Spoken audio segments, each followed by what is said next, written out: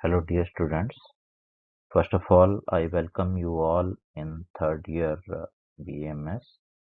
Myself, Dr. Jitesh Verma. I am assistant professor in the Department of Kumar Vidya. Today in this first class, we will discuss about basics of Kumar Vidya.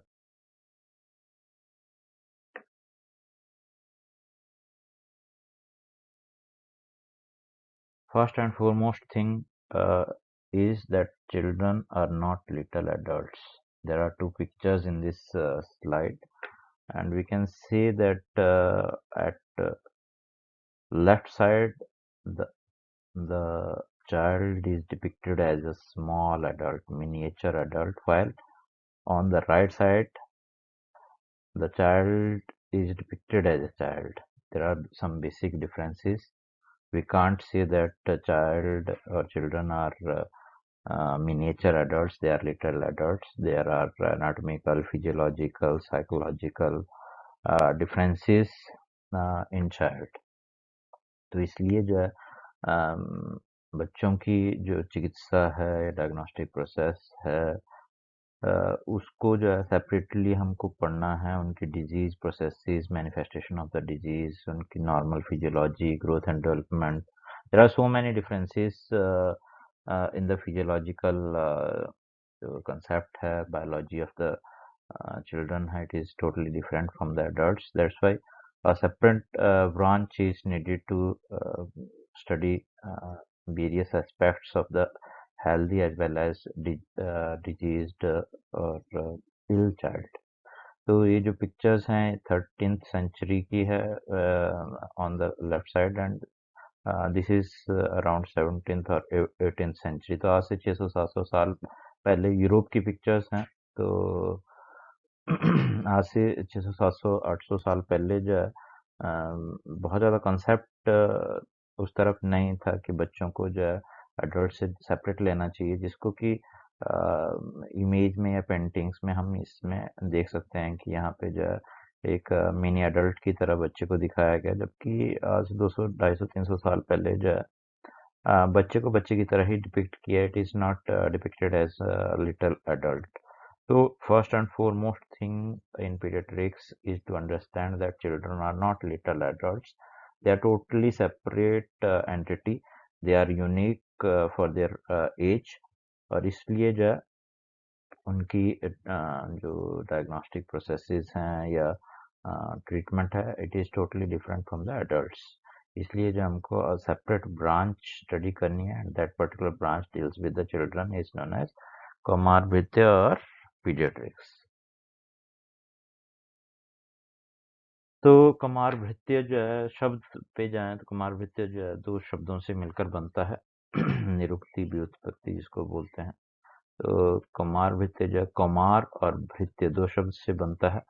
Kumar का word meaning अगर हम करें या कुमार की origin देखें, तो कुमार जो है बेसिक हमारे जो इतिहास में यूज हुआ है, कुमार वर्ड कुमार से होता है. कुमार में अच प्रत्यय वृद्धि संज्ञा में कुमार हो गया है.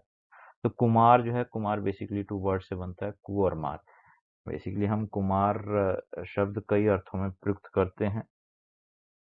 पुराने जमाने में जो है हिस्टोरिकल बैकग्राउंड में देखें तो कुमार शब्द यूजली जो है राजा के बेटों के लिए यूज होता है. राजकुमार जैसे बोलते हैं, राजकुमार दुर्योधन, राजकुमार अर्जुन. तो कुमार शब्द दूसरे अर्थों में जो युवा जो अभी एडल्ट नहीं हुए हैं उनके लिए भी यूज किया जाता रहा है. अगर व्युत्पत्ति पे इसकी जाए तो कुमार जो है दो शब्दों से बनता है, कु और मार. तो कु जो है, कु जैसे बोलते हैं हम कुपुत्र है, कुरूप है. तो कु जो है जो शब्द प्रयुक्त होता है वो हीन गुणों से युक्त के लिए प्रयुक्त होता है, या जिसमें जो है वो जो गुण होने चाहिए. जैसे कुपुत्र उसको बोलेंगे जिसमें पुत्र के गुण नहीं है. जो अच्छे संस्कार या अच्छे गुण होने चाहिए जो पुत्र में होते हैं वो कुपुत्र में नहीं होंगे. तो हीन अर्थ में जो है कु लगता है. और मार जो है मृ धातु से है, तो इसके दो तीन अर्थ जो है बनते हैं. एक मार तो मृत्यु से है कि जिसमें मृत्युहीन है, who has long life expectancy. अगर हम एडल्ट से कंपेयर करें तो उनके पास जो लाइफ स्पैन बचा हुआ है वो कुमार की अपेक्षा कम रहता है। इसलिए जो मृत्यु से दूर हों या मृत्यु जिनमें कम है या जिनकी life expectancies comparatively lesser than sorry comparatively more than adults, तो वो जो है कुमार है। दूसरा जो है मार शब्द यूज हुआ है देवताओं में। अगर बात करें तो मार शब्द जो है कामदेव के लिए यूज हुआ है, और कामदेव का अगर कंसेप्चुलाइजेशन अगर हम करें, जैसे भी हमारे ऐतिहासिक ग्रंथों में मिलता है कि कामदेव का बेसिक कार्य क्या है, तो कामदेव बेसिक कार्य बेसिक वो है जो रिप्रोडक्शन के लिए, गॉड ऑफ लव भी बोलते हैं कामदेव को। तो बेसिक जो है कामदेव इज नीडेड फॉर रिप्रोडक्शन, और रिप्रोडक्शन के लिए हमारे पास जो है हार्मोन जितने भी सेक्स हार्मोन्स हैं they are required for reproduction. अगर टेस्टोस्टेरोन या एस्ट्रोजन नहीं है तो we will not have secondary sexual character as well as the sperms and ova। तो रिप्रोडक्शन के लिए हमको जो सेक्स हार्मोन्स की जरूरत है, और ऐसी अवस्था जिसमें sex hormones have poor quantity और लेस इन अमाउंट कु हैं, तो उस अवस्था को भी कुमार बोला गया। तो जो चाइल्डहुड पीरियड है उसको कुमार से हम इन व्युत्पत्ति और इन निरुक्तियों के आधार पे हम ले सकते हैं कि जो चाइल्डहुड पीरियड है इट इज डेजिग्नेटेड एज कुमार। और उस चाइल्डहुड पीरियड की जो है भृत्य करना, भृत्य शब्द जो है चक्रपाणी ने जब निरुक्ति की है, चक्रपाणी की जो है दो जगह निरुक्ति आई है कुमार भृत्य शब्द की। एक तो जब उन्होंने चरक की सूत्र स्थान 30 में जहाँ पे कुमार भृत्य जो अष्टांग आयुर्वेद में वर्णित है उसमें निरुक्ति की है, तो उन्होंने लिखा है कि कुमारस्य भरणम अधिकृत्य कृतम कुमार भृत्यम, की कुमारस्य भरणम, की कुमार जो बालक है उसके भरण को, उसके भरण को अधिकृत करते हुए जो ग्रंथ की रचना की गई है वो कुमार भृत्य है। और दूसरी निरुक्ति उन्होंने सुश्रुत संहिता पे जब अष्टांग आयुर्वेद सुश्रुत ने वर्णित किया उसकी, वहां पे कुमार भृत्य शब्द आया, तो वहां पे उन्होंने फिर भृति शब्द को और एक्सप्लेन किया, तो वहां लिखा है कुमाराणाम भृति धारणम पोषणम च। तो कुमाराणाम भृति क्या है, भृत्य शब्द से उन्होंने बोला है कि धारण और पोषण जिस ग्रंथ में करते हैं या जिस तंत्र में ये चीजें वर्णित हैं, तस्य इदम इति कुमार भृत्यम, उसको जो हम कुमार भृत्य बोलते हैं। तो धारण और पोषण जो है दो शब्द आए हैं भृत्य के लिए। तो धारण बेसिकली हेल्दी अपब्रिंगिंग से हम ले सकते हैं, और पोषण न्यूट्रिशनल नीड्स या प्रिवेंशन ऑफ न्यूट्रिशनल डेफिशिएंसीज। और धारण जो है स्वस्थ अवस्था में उसको बनाए रखना धारण है। तो प्रिवेंटिव भी हो गया, और अगर डिजीज है उसमें तो उसकी ट्रीटमेंट भी उसमें आ गई। तो कुमार भृत्य शब्द की निरुक्ति से हमारे पास अर्थ आया कि चाइल्डहुड की जो हमने ग्रोथ एंड डेवलपमेंट को मेंटेन करना है, prevention of the disease as well as treatment of the diseases. तो इस तरीके से जो हम कुमार भृत्य नियुक्ति से शब्द अर्थ ले सकते हैं। और इन्हीं चीज़ों को जो और इलेबोरेट करते हुए उन्होंने परिभाषा लिखी। तो सुश्रुत में जो है पहली डेफिनेशन कुमार भृत्य की है, चरक में कुमार भृत्य शब्द आया है, पर उसके डिफाइन नहीं किया कि कुमार भृत्य का विषय क्या है, उसको डिफाइन कैसे करना है। तो कुमार भृत्य ब्रांच में क्या क्या आना चाहिए उसके लिए जो है आचार्य सुश्रुत ने लिखा है कि कुमार भृत्यम नाम कुमार भरण। कुमार भरण जो है कुमार भरण से कुमार भृत्य शब्द बना है। तो जैसे पहले रहता था कि फर्स्ट वर्ड से ही जो चैप्टर का नाम, वैसे कुमार भरण से कुमार भृत्य शब्द बना है। और इसमें बच्चों की सारी जो भरण पोषण की क्रियाएं हैं वो सारी चीजें की जाएंगी। उसके अलावा जो है क्या क्या क्या बताया उन्होंने, धात्विक्षी दो संशोधनार्थम, कि यूजली जो डिजीजेस होती हैं वो धात्री के क्षीर माँ के दूध से जो है होती हैं। तो उस दूध में जो दोष हैं उसके संशोधनार्थ जो भी क्रियाएं की जाती हैं वो भी कुमार वृत्ति का विषय है। देन दुष्ट स्तन्य और गृहस्मुत्थानाम व्याधिनाम च उपशमनार्थम, और जो दुष्ट स्तन्य के पान से, अगर आपने स्तन्य शोधन नहीं किया और उसका पान करने से जो डिजीज उत्पन्न हुई हैं, या फिर ग्रह से जो व्याधियां जो है बच्चों में हुई हैं उनके उपशमनार्थम। तो तीनों ही चीजें आ गई यहाँ पे जो है उसकी की, उसकी ग्रोथ एंड डेवलपमेंट में न्यूट्रिशन की बात करी, प्रिवेंटिव चीज की, निदान को रोकने की बात की, और फिर देन ट्रीटमेंट की बात करी कि कोई डिजीज हो गई तो उसको ट्रीट करना है चाइल्डहुड पीरियड की, तो उसको जो है कुमार भृत्य की परिभाषा में लिया गया उन्होंने। इसको और इलेबोरेट किया है हारिथ ने। हारिथ ने जो है 3 चीजें इसमें इंक्लूड की है इसकी परिभाषा में, कि गर्भोपक्रम विज्ञानम, the branch of medical science which deals with the pregnancy और the labour and post labour जो प्रोसीजर्स हैं, सूतिकोपक्रम तथा बालानाम रोग शमनम क्रिया, या फिर बच्चों में होने वाले रोगों को की चिकित्सा जो है बाल चिकित्सितम।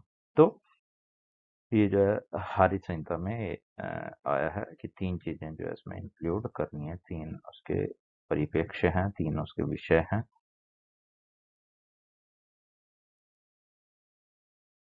और इसी एरिया को जो है सुश्रुत ने भी डिफाइन किया है कि एरिया ऑफ कुमार भृत्य क्या है। तो एरिया ऑफ कुमार भृत्य उन्होंने बोला है कि नवग्रह आकृति विज्ञानम स्कंदस्य च निषेधनम अपस्मास कुन्यश्च पुनः पृथक।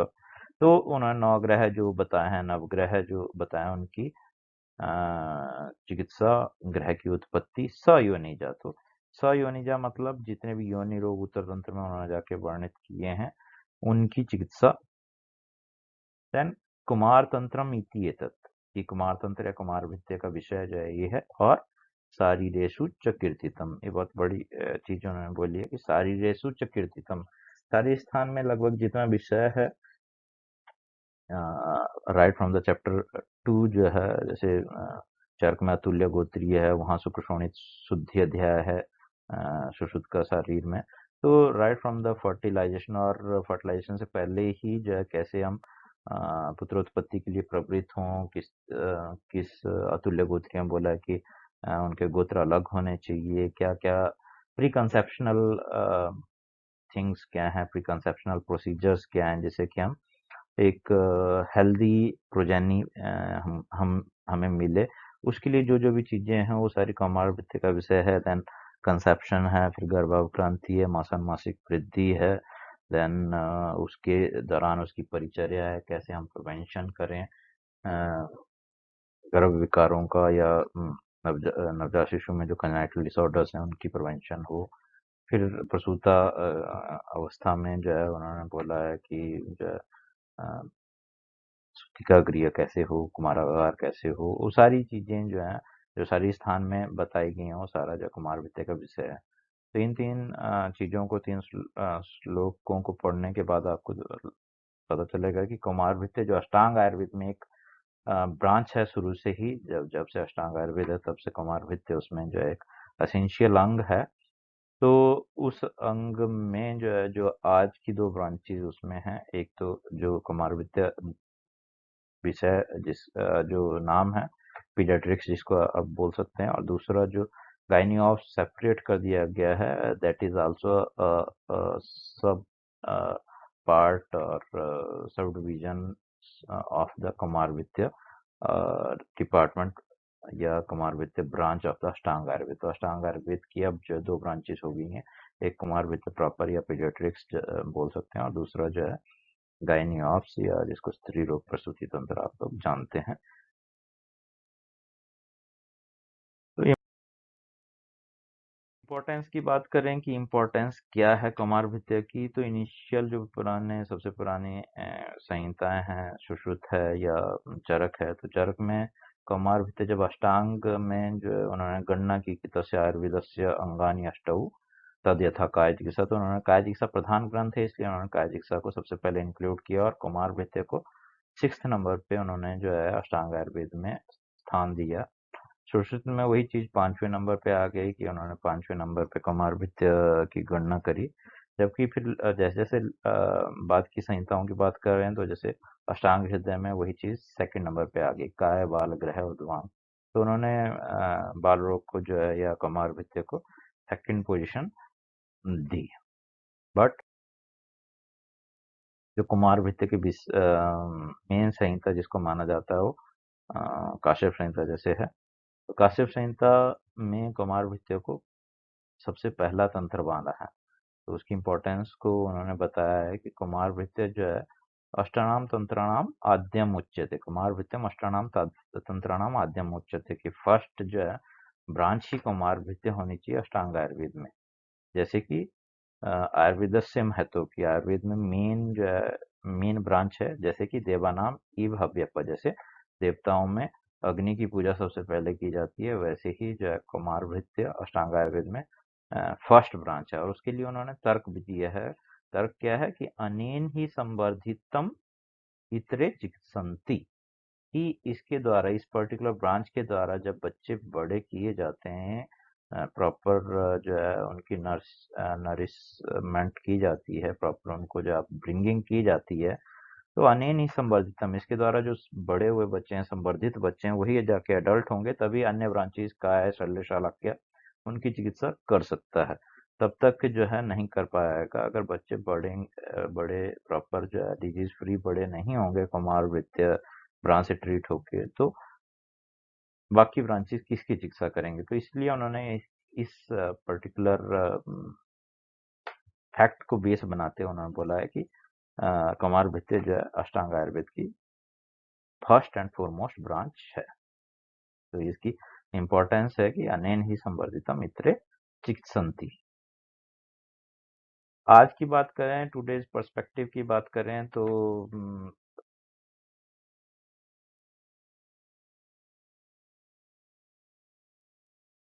कुमार भृत्य जो है पीडियाट्रिक्स के अंडर, या पीडियाट्रिक्स जो है मॉडर्न वर्ड की बात करें तो पीडियाट्रिक्स वर्ड जो है कुमार भृत्य से सिमिलरिटी रखता है, या पीडियाट्रिक्स ब्रांच और कुमार भृत्य ब्रांच सेम टू सेम जैसी दिखती है। तो कुमार भृत्य को हम आयुर्वेदिक पीडियाट्रिक्स बोल सकते हैं। तो पीडियाट्रिक्स जो है दो ग्रीक वर्ड से बनता है, paedo and iatros. Paedo is pertaining to child and iatros healer. The child healer, the branch which deals with the healing of illness of the children is pediatrics। और एक बहुत wide branch है, tough branch भी है, because it deals with the preterm of less than 1000 grams to adolescent which may be more than 100 kg। तो 1 kg से भी कम बच्चे से, 100 किलो से बड़े बच्चे से हम जो है डील करते हैं, तो वेरिएंस, पेशेंट वेरिएबिलिटी बहुत हाई रहती है, इसलिए ब्रांच जो है बहुत सिग्निफिकेंट है, बहुत टफ भी है। और वही बात आ गई कि children are unique and not miniature adult, उनको एडल्ट की तरह ट्रीट नहीं कर सकते हैं। उनकी जो बायोलॉजी है, clinical manifestation of the disease है, they are totally different from the adults. Adult वाली डिजीज तो मैनिफेस्ट कर ही सकते हैं, बट चाइल्डहुड की अपनी इलनेसेस हैं, genetic disorders, congenital anomalies, most of them will be found in childhood. तो इसलिए जो है चाइल्डहुड के लिए अलग ब्रांच जो है बनाई गई, और उसको पीडियाट्रिक्स हम आज जानते हैं। और पीडियाट्रिक्स की डेवलपमेंट आज हो गई है। पीडियाट्रिक्स जो है was introduce as independent subject in MBBS in mid 90s। तो मतलब मिड 90s से पहले पीडियाट्रिक्स था ही नहीं एमबीबीएस के सेपरेट सब्जेक्ट। वो जो है अलग से सेपरेट सब्जेक्ट की तरह नहीं पढ़ाया जाता था। और सुपर स्पेशलिटीज जो है आज इवॉल्व हुई हैं, वो भी उसमें डीएम, जैसे पीजीआई में न्यूरोलॉजी की डीएम शुरू हो गई थी 1989 में, और न्यूरोलॉजी की डीएम जो है एम्स में 2004 में शुरू हो गई। और आज जो है बहुत सारी सुपर स्पेशलिटी पीडियाट्रिक्स में, बहुत सारे सब्जेक्ट्स में, या बहुत सारी सुपर स्पेशलिटी में डीएम होने लग गई है। जैसे न्यूरोलॉजी है विच deals with the neonates, neurology है न्यूरोलॉजिकल डिसऑर्डर के लिए, नेफ्रोलॉजी है, कार्डियोलॉजी है, एंडोक्राइनोलॉजी है, पल्मोनोलॉजी है। They are paediatric nephrology, paediatric cardiology, paediatric endocrinology, paediatric haemato oncology है, पीडियाट्रिक क्रिटिकल केयर है, पीडियाट्रिक इन्फेक्शियस डिजीज है। इस तरीके से बहुत सारी ब्रांचेज जो है पीडियाट्रिक में सुपर स्पेशलिटी ब्रांचेस हो गई हैं। क्यों जो है पीडियाट्रिक्स पे ध्यान देना है, पीडियाट्रिक्स पे जो है जोर देना, पढ़ाना, एक अंडर ग्रेजुएट स्टूडेंट्स में जो है पीडियाट्रिक्स के प्रति जागरूकता लाना क्यों जरूरी है? क्योंकि पीडियाट्रिक्स ऐसी ब्रांच है जो इंडिकेट करता है कि आगे देश का भविष्य क्या होगा। बिकॉज अगर बच्चे हेल्दी रहेंगे तो वही हेल्दी एडल्ट बनेंगे, उनमें अच्छे बिहेवियर, अच्छी हैबिट्स, अच्छी physical strength as well as mental strength होगी, तो जो है एक रिस्पॉन्सिबल और प्रोडक्टिव एडल्ट बनेंगे। बट अगर पीडियाट्रिक एज में ही जो है वो अपनी फिजिकल और मेंटल हेल्थ खो देंगे तो हेल्दी एडल्ट्स नहीं होंगे, गुड सिटीजन्स नहीं बनेंगे और कंट्री की प्रोडक्टिविटी पे वो हेल्प नहीं करेंगे। तो इसलिए पीडियाट्रिक ब्रांच जो है बहुत इंपॉर्टेंट है। बाकी कुछ चीज़ें मायने करती हैं, जैसे इन्फेंट मोर्टेलिटी रेट है, और इन्फेंट मोर्टेलिटी रेट जो है is one of the most important health status indicator of any country, कि किसी कंट्री का हेल्थ स्टेटस क्या है, कितनी अच्छी हेल्थ फैसिलिटी कोई कंट्री अपने सिटीजन्स को दे रहा है, उसका एक इंडेक्स या एक एक इंडिकेटर रहता है इन्फेंट मोर्टेलिटी रेट। और इन्फेंट मोर्टेलिटी रेट जो है इंडिया का अपनी नेबरिंग कंट्री जो बहुत पुअर कंट्रीज हैं, बांग्लादेश, श्रीलंका, उनसे भी ज़्यादा है, अराउंड 40 to 38 शायद अभी इन्फेंट मोर्टेलिटी रेट है। इन्फेंट मतलब 1 साल से छोटे बच्चों की डेथ कितनी होती है पर 1000 लाइव बर्थ पे, तो उसको इन्फेंट मोर्टेलिटी रेट बोलते हैं। तो अभी भी हम जो है बहुत पिछड़े हुए हैं, तो उसको कम कैसे किया जा सकता है, when every health care provider, doctor, चाहे वो बीएमएस, एमबीबीएस, कोई भी हो, they are aware regarding diseases and health of the infancy, so that they can provide basic health facilities at periphery to prevent mortality in this particular age group. Child mortality rate भी अभी जो under 5 mortality rate है वो भी अभी बहुत high है, और उनमें इन्फेक्शियस डिजीज या कुछ ऐसी डिजीज जो अगर अर्ली डायग्नोसिस एंड ट्रीटमेंट हो तो प्रिवेंटेबल है, तो उसको भी प्रिवेंट करने के लिए जो है हमको इस सब्जेक्ट को पढ़ना चाहिए। Then 1/3 of the population is less than 15 years, तो कल को जो पेशेंट भी आएंगे आपके पास तो हर तीसरा पेशेंट जो है पीडियाट्रिक पेशेंट होगा, इसलिए पीडियाट्रिक्स पे ध्यान देना जरूरी है। Then new concepts of pediatric origin of adult non-communicable diseases have changed the paradigm of the child care, कि अब नए concept क्या आ गए हैं कि जितनी भी लाइफस्टाइल डिसऑर्डर्स हम एडल्ट्स में बात करते हैं, चाहे वो डायबिटीज है या कोरोनरी आर्टरी डिजीज है, हाइपरटेंशन है, इस तरीके की नॉन कम्युनिकेबल जितनी भी डिजीज है, वो जो है पीडियाट्रिक एज में ही उनका जो है बीज बो दिया जाता है। तो इसलिए भी पीडियाट्रिक हेल्थ केयर की ज़रूरत जो है बहुत हाई है। और सबसे इम्पोर्टेंट जो स्लाइड में नहीं है कि every one of us are going to be parents, और being parents, how to rear your child, how to assess और address their common problems, health problems, we should know about that. तो उसी चीज़ के लिए चाहे ले लो, बट उस चीज़ के लिए आपको पीडियाट्रिक्स पे ध्यान देना चाहिए और पीडियाट्रिक्स की इम्पोर्टेंस समझ के बेसिक चीज़ें जो है आपको यहाँ पे क्लियर करनी है। लास्ट स्लाइड में सिलेबस डिस्ट्रीब्यूशन और स्टडी प्लान की बात लिखी है, तो जो हमारे पास अल्टीमेट आप लोगों का गोल होता है वो हमने पिछले सेंटेंस में बोल दिया है कि आपको पीडियाट्रिक्स इसलिए पढ़नी चाहिए क्योंकि कल को सबको माँ बाप बनना है और अपने बच्चों की केयर हम अच्छे से कर सकें, तो उसके लिए हमको पीडियाट्रिक्स पढ़ना जानना जरूरी है। बट पेपर पास करना भी जरूरी है, और पेपर पास करने के लिए जो हमारे पास सिलेबस है वो 2 पार्ट्स में है, एक ही पेपर है। बहुत जो है वेस्टिजियल सा हो गया आयुर्वेद में, कुमार वित्त जो पहले कभी अष्टांग आयुर्वेद की एक मेन ब्रांच थी, तो उस एक पेपर में भी आपको जो है फर्स्ट पार्ट में जो देखने को मिलेगा वो मेनली न्यूरोटॉलजी है, जन्म नवजात शिशु परिचर्या, resuscitation, examination of newborn, उसकी प्रिवेंटिव एस्पेक्ट्स हैं, फीडिंग और feeding, complementary feeding, breast feeding, इस तरह के, या फिर लेहन है, पोषण, न्यूट्रिशनल जो भी रिक्वायरमेंट्स हैं उनकी बात करी है, या फिर इम्यूनिटी है। तो जितने प्रिवेंटिव एस्पेक्ट्स हैं वो पार्ट ए में है, 50-50% आएगा पार्ट ए और पार्ट बी। और सेकंड पार्ट बी में जो है मेनली एग्जामिनेशन, थेरेपेटिक प्रिंसिपल्स और पीडियाट्रिक डिसऑर्डर की बात की, हर एक सिस्टम के हिसाब से पीडियाट्रिक डिसऑर्डर्स जो है उसमें है। तो पढ़ने के लिए हमको ये सारी चीज़ें जो है कवर अप करनी है।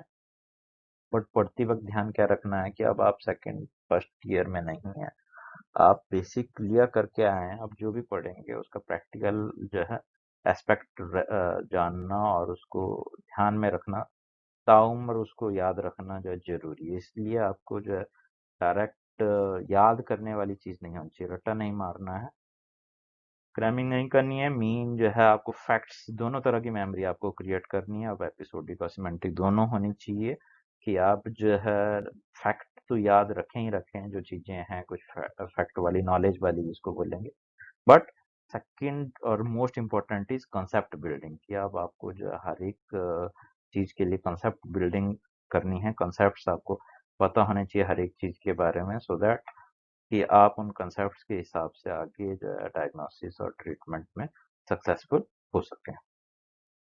तो ये सारी चीजें जो हैं कुमारभृत्य विषय के बारे में हमने बात करी कि कुमारभृत्य विषय कैसे कुमारभृत्य नाम पड़ा, अष्टांग आयुर्वेद में क्या उसका स्थान रहा है, उसकी इम्पोर्टेंस आज के परिप्रेक्ष्य में क्या है, आज पीडियाट्रिक्स की क्या हालत है और पीडियाट्रिक्स की नीड क्या है आगे।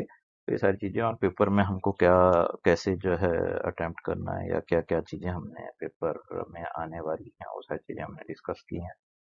फिर भी अगर किसी भी लेक्चर में आगे आने वाले लेक्चर्स में या इस लेक्चर में कोई भी आपको दिक्कत आती है तो आप जो है हमको व्हाट्सएप की करिए इस नंबर पे, जो भी आपकी क्वेरीज हैं या फीडबैक्स हैं वो इस नंबर पे आपको जरूर भेजें। और बाकी चीजें हम जो है व्हाट्सएप पे एक ग्रुप बना के उस पे डिस्कस कर सकते हैं। तो पूरी क्लास का एक ग्रुप बन जाए व्हाट्सएप पे, उस पे हम जो सारी चीजें डिस्कस वन बाय वन कर सकते हैं, क्योंकि सारी चीजें हम लेक्चर में कंप्लीट नहीं कर सकते हैं। तो thank you one and all.